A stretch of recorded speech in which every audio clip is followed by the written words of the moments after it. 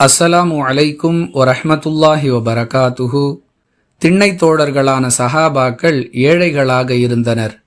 எனவே எவரிடம் 2 நபர்களுக்குரிய உணவு உள்ளதோ அவர் 3ஆவதாக ஒரு திண்ணை தோழரை அழைத்து செல்லட்டும். எவரிடம் 4 நபர்களுக்குரிய உணவு உள்ளதோ அவர் 5ஆவது நபராக ஒரு திண்ணை தோழரை அழைத்து செல்லட்டும் என்று அல்லாஹுவின் தூதர் ஸல்லல்லாஹு அலைஹி வஸல்லம் அவர்கள் கூறினார்கள். அபூபக்கர் ரதியல்லாஹு அன்ஹு அவர்கள் 3 திண்ணை தோழர்களான சஹாபாக்களை தம்முடன் தமது வீட்டிற்கு அழைத்து சென்றார்கள். அல்லாஹுவின் தூதர் ஸல்லல்லாஹு அலைஹி வஸல்லம் அவர்கள் 10 திண்ணை தோழர்களை உணவிற்காக தம் வீட்டிற்கு அழைத்து சென்றார்கள் என அப்துல்லாஹ் இப்னு அபி பக்ர் ரதியல்லாஹு அன்ஹு அவர்கள் அறிவிக்கிறார்கள்.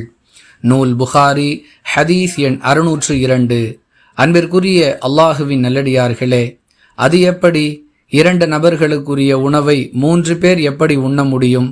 4 நபர்களுக்குரிய உணவை எப்படி 5 நபர்கள் உண்ண முடியும் என்றெல்லாம் கேள்வி கேட்பதை விட்டுவிட்டு நம்மிடம் எந்த உணவு இருக்கிறதோ அதை பகிர்ந்து உண்ண வேண்டும் என்ற பழக்கம் நமக்குள் ஏற்பட வேண்டும் என்பதே இந்த ஹதீஸ் நமக்கு சொல்லக்கூடிய பாடம்.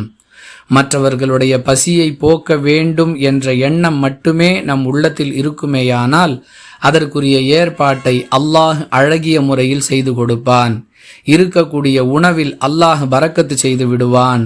உண்ட உணவின் அளவு குறைவாக இருந்தாலும் அதை கொண்டு நம்முடைய பசி நம்மை விட்டும் நீங்கிவிடும் என்பது இந்த ஹதீஸ் சொல்லக்கூடிய உபதேசம்.